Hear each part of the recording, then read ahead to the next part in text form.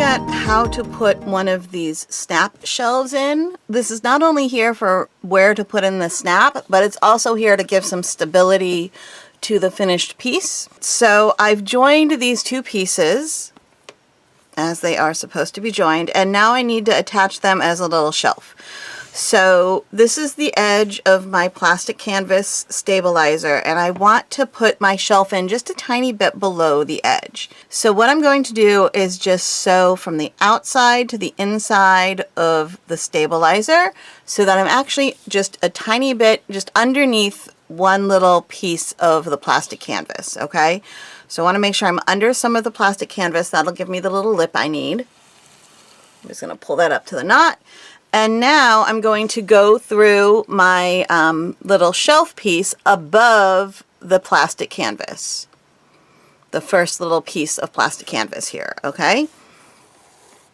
And, all right, that sits here. And then I'm going to go back down behind the plastic canvas, behind the shelf. All right? So you just keep doing that.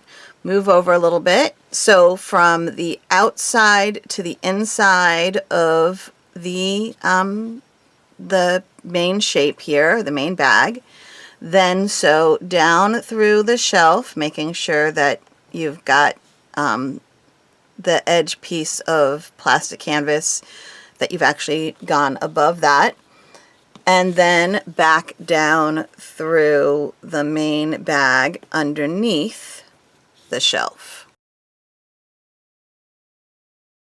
And we're going to keep doing that. I'll do a few more so you can see here. Finding my stitch. There we go. I'm underneath a piece of the plastic canvas. Here I'm on top of one little piece of the plastic canvas. And then back here I'm going underneath the shelf. All right.